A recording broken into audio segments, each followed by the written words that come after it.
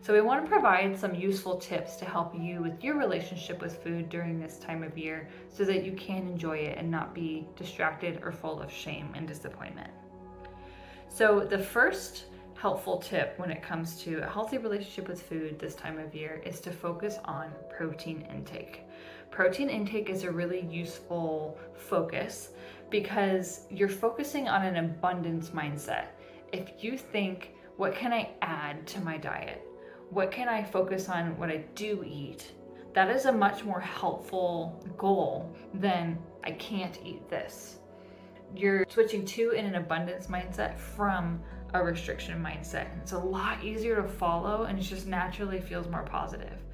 So have that abundance mindset, but additionally, we're focusing on protein because it's really filling and satisfying. Also really struggle with eating enough protein in this day and age. Our body needs a lot of protein for our daily demands. And protein can look like animal products like chicken, meat. It can also be dairy and eggs and nuts. And you can also supplement with like protein powders and protein bars, whether that's pea protein, whey, casein, collagen. Those are all fair game when it comes to protein. So those are proteins. Now, why is that a focus? Protein gives a sense of satiety. And that helps you not want to binge on things or turn to sugar as quickly. If you are being faced with foods that are deemed less healthy, less nutrition, higher in sugar, it's easier to have a moderation mindset if your body is satiated. You'll know how much your body really is needing or really may not be needing. And when you do eat high sugar foods, if your body is good on protein, you balanced it with that, your blood sugar is actually going to be more stable and you're less likely to have this roller coaster of really high blood sugar than a really low crash. It balances your insulin levels and just helps your body's what they call glycemic load to be less dramatic. So it's good for your body. It helps balance the blood sugar rush that you get, and it also can help with cravings and impulses when it comes to that. The protein is a great focus, and the rule of thumb for protein, it's actually really hard to get this unless you're really trained to do it, is to get a gram of protein for your goal weight or your current weight. So if you weigh 150 pounds, eating up to maybe 150 grams of protein a day. Now that's pretty hard to do if you're not intentionally already in that mindset, but even if you can do half of that a day, you're still getting a pretty good amount. So that would be 75 grams a day for if you weighed 150 pounds. So something just to start working towards. Your second tip that's going to help you with your mindset toward food is don't skip meals. It's a really unhelpful thought process to think, oh, I'm going to save up for this meal, and so I'm going to restrict from eating breakfast, for example, so I can have a great big dinner. Again, like we mentioned with protein, if you are in a restrictive mindset, your body's hungry and you're entering this meal where there's more options, more unhealthy options or less nutritious options. So it's going to be harder to have a sense of what your body needs. It's harder to have balance. It's harder to choose the protein options or the more nutritious options first because you're going to be more impulsive. You're hungry and you're more likely to binge or do things that you regret when it comes to those meals. Just a really unhelpful mindset to think that you have to starve yourself in order to eat things that are good, to eat things that are enjoyable. It's just another psychological way that you're holding yourself back, and it's like almost a form of punishment. So think of an abundance mindset. Enter your day with balance, eat that breakfast, eat that lunch, eat the dinner, and you're going to feel more at peace when it comes to making a decision with food that have a lot of dessert options or sugar options or whatever the guilty pleasure is in front of you.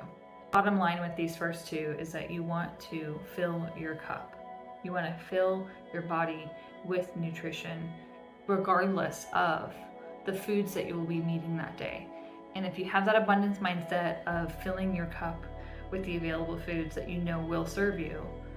You don't need to be as afraid of when the less healthy foods are in front of you, because you know that you did your part with the good foods, with the ones that will serve your energy and your digestion and your skin and your mood and your sleep and all of those things. The third tip is to enjoy the food. Enjoy each bite. Take your time to savor and really understand the flavors and enjoy it. And enjoy who you're eating with. If you are able to practice this mindfulness tool, it helps you to slow down and appreciate what's in front of you. And it helps to make sure you're chewing your food. It helps you to actually know what you're eating. And then whether or not it's healthy, you can appreciate the process, because food is meant to be enjoyed. Food does serve to fuel us, but it's also there for enjoyment too. And so if you rush past this process, you're more dissociated, you're more disconnected, and the less likely you are actually able to make good decisions around food, meaning knowing when it's time to stop and to listen to your body's cues. And on top of that, if you're enjoying the company that you're eating with, that's a big goal around food, is to be able to eat with others, especially around the holidays. And you don't want your mindset to be disconnected, whether you're thinking about something stressful or you're not really thinking at all, your mind's just kind of disconnected altogether. Or if you're stressed out about the food you're eating and you're in this guilt mindset of I really should stop, I really shouldn't do this, or this is bad that I'm eating this, then you're not present with the conversation around you. And so if you're able to actually be fully in the minute, in the second that you're in while you're eating, you're actually going to be more likely to know when to stop and to eat in moderation when you need to, and to not overfill yourself. And then you also get to enjoy the process. So don't hesitate to do that. Enjoy every moment of what you're eating, whether it's chocolate or pie or turkey or ham or salad or sparkling water, whatever that item is that's in front of you, you get to enjoy those things. That's what it's there for. The fourth tool is get rid of the restriction mindset. The most helpful tool that I recommend when it comes to eating is the 80-20 rule. The 80-20 rule is where you eat 80% very nutritious, healthy, good foods, if you want to call them good foods, and then 20% whatever you want. And so you can do the 80-20 rule in your day, whereas over the whole course of the day, 80% of it were the really, really goal foods that I was focusing on, and 20% of it was whatever I want. Or it can be within each meal. 80% of each meal is going to be solid, 20% is going to be whatever I want it to be. And if you are able to incorporate that mindset, that means that you are getting a passing grade with your diet, with your meals. And it also allows yourself to eat those foods that are their guilty pleasures. And the 80-20 rule kind of breaks through the barriers of like yes food and no foods, or good foods and bad foods, and helps you break past that psychological stigma you put on yourself. Because the way it works psychologically when we have no foods or bad foods is we want them even more when we're not allowing them. And yes, it's important to have boundaries around our food because different foods do affect our health. But 80-20 rule can be helpful if we have just 20% of it allowing for it and it makes it not as much of a big deal, then it's easier to create parameters around it. It's easier to have it in some sort of moderation because we're getting 20% of it every day. It's not that big a deal anymore. The 80-20 rule can be a helpful way for you to kind of break the barriers of that over restriction and then overindulgence, back and forth, that pendulum swing that you can have, and just have some sense of, hey, I'm focusing on the good stuff. I have that abundance mindset and I'm getting 80% of my nutritious foods to serve my health, and 20% I'm going to allow myself, and I'm going to enjoy every bit of that 20%. And they've even found that when people follow that 80-20% rule in various studies, that people are more likely to follow through on a nutrition plan. they're more likely to lose weight, less likely to binge, and have better longevity with their nutrition plan. So the data is out there that's really helpful, and so it can be something that you can try where you get 20% of those things, of those guilty pleasure foods that maybe you're afraid of at the dinner table or at the holidays. The fifth and final tool that can be helpful for nutrition during this time of year is to remember that your food habits don't define you.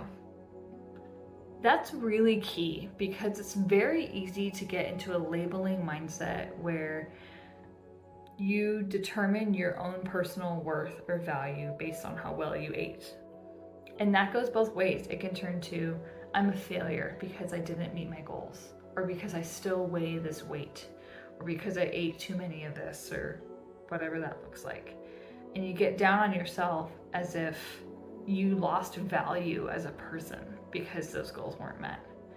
That only begets more problems. They say shame begets shame. So if you enter a goal from a shame-based mindset, you are more likely to introduce more shame because you're just perpetuating that cycle. So if I feel like I'm a failure with food, I'm more likely to binge on the foods that aren't good for me because why bother? I'm already a failure. It's not motivating.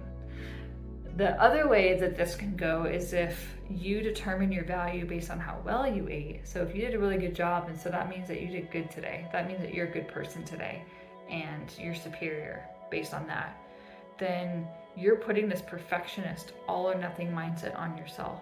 And that means that you're basically destined to fail at some point, because if your value and your success is based on your food success, it's not gonna last at some point. And you're worth more than that. To that, you have intrinsic value as a human being, regardless of your weight, your appearance, and what goals you can meet this day.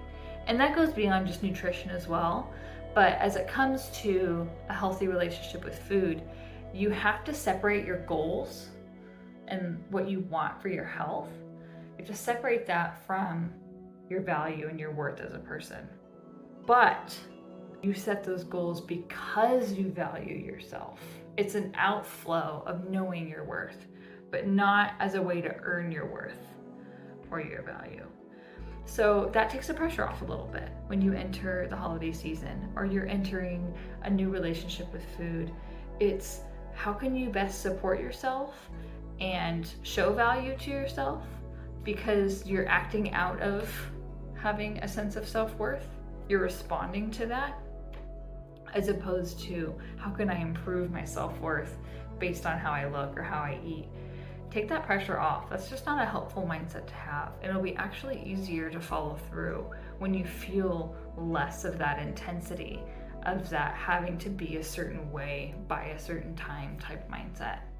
So overall, you will see your relationship with food change when you focus on an abundance mindset, you abandon the restriction mindset, when you truly can focus on the fuel behind food and as well as the enjoyment behind food and enjoy it for what it is and the company with food, and then separate how you eat from how worthy you are, how valuable you are.